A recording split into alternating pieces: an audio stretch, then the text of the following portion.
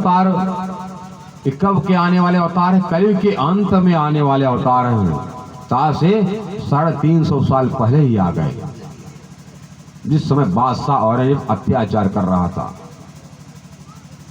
उन हिंदुओं की रक्षा करने के लिए, सनातन धर्म की रक्षा करने के लिए जब सब देवी देवता धरती से भाग गए, देवता भाग चले, भूमि से असुर धुंध मचाए। जब मुसलमानों ने हाहाकार मचा दिया, सब देवी देवता भाग गए, सब छोड़ भाग गए, सब तीर्थ भी भाग गए। कहां जाऊं, किसके में शरण में जाऊं, कौन मेरी रक्षा करेगा? तब औरंगजेब कहा था, क्यों हिंदू, ये तुम्हारा वही भगवान है इसकी तुम सेवा करते, बंदगी करते हो। ये खुद नहीं बोल रहा है तो तुम्हारी रक्षा क्या खाक करेगा?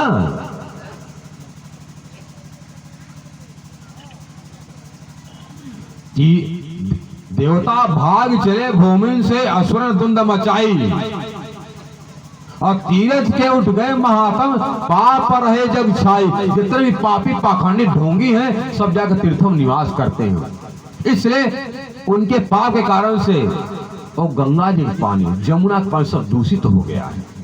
इसलिए परमात्मा के भक्तों को आना अनिवार्य हो गया।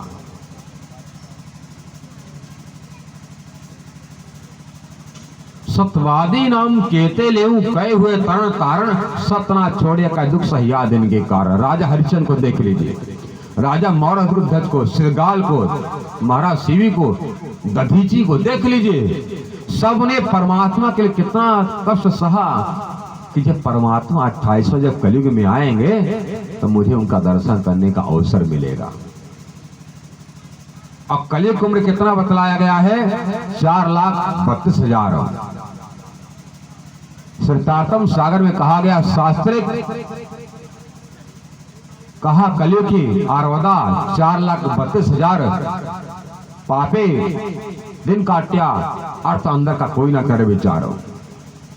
प्राणा जी अपने वाणी में कहते हैं, किरंतर वाणी में, कलयुग की उम्र शास्त्री आर्वदा कही कलयुग की 4,32,000। शास्त्र में आर्वदा उम्र कलयुग की लिखा गया 4,32,000।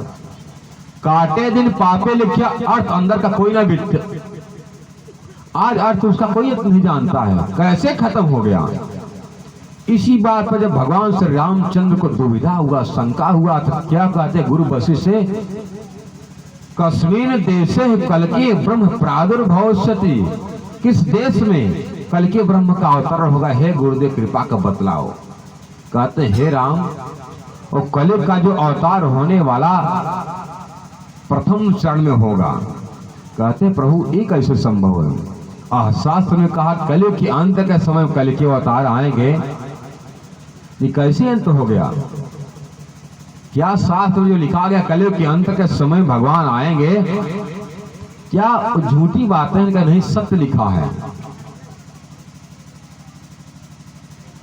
सब शास्त्र सत्य लिखा है, पर क्या करें, जिन जानो शास्त्रों में नहीं कुछ, पर शास्त्रों में है सब कुछ। पर जीव सृष्टि क्या जाने जिनकी अकल है तुच्छ। इतना जिसका बुद्धि है वो इतना बुद्धि वाला का जान क्या जान सकेगा।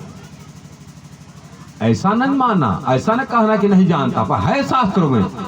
जिन जानो शास्त्रों में कुछ नहीं, पर शास्त्रों में है जो मानते कुछ नहीं है। शास्त्र में है,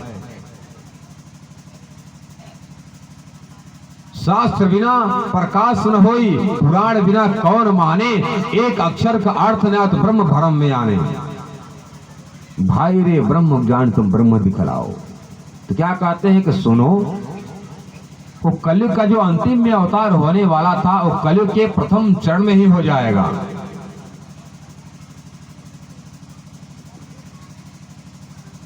क्या कहते हैं प्रथम चरण में कैसे होगा गुरुदेव?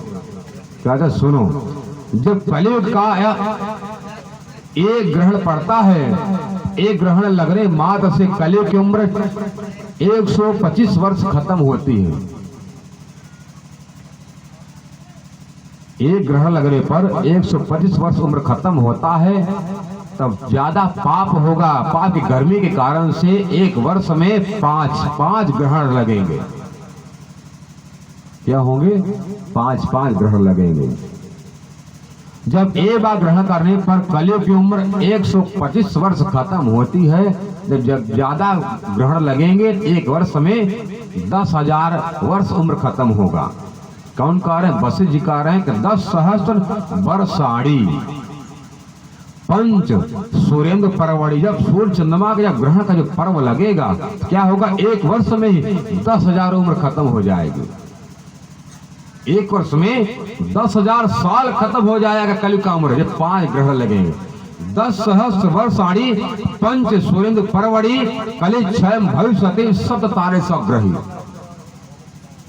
कलियुग का उम्र खत्म हो जाएगा और विद्याभिनंदन निष्कलंक बुद्ध कलि के अवतार की क्या पहचान होगी? आ गए 11 महीना का वो साल होगा।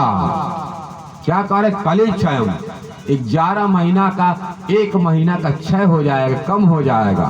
और सत ताराएं का स्वग्रही 7 तारा एक होकर के जिसको पुच्छा तार धूमकेतु कहा जाता है वो निकलेगा। 11 महीना का साल अब पुच्छा तारा निकलेगा। ये निष्कलंक बुद्ध कलि के अवतार की 2 मुख्य निशानी है। कब आएंगे ये निशानी? ये एक 11 महीने का साल कब होगा? कह रहे कि सुनो, विक्रम 1735 के समय में हरिद्वार के महाकुंभ में जब सब संत महात्मा आचार्य लोग जब हार गए, उसी रात को अर्धरात में पुच्छा तारा निकाला।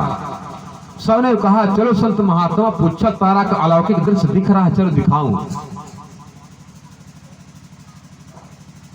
तो जब वो शास्त्रार्थ में हार जाते हैं तो सब आचार्यों ने कहा कि मैं जैसे इन प्राणनाथ जी ने हम सब के बारे में पूछा, अब इनसे मैं इनके बारे में पूछूंगा, ये नहीं बता सकेंगे। तो जब प्राणनाथ जी अपने संप्रदाय के बारे में बताते हैं तब सब ने आखिर में समझ लिया कि यही कल के अवतार हैं। ताम्रपत्र में लिखकर सब पंडित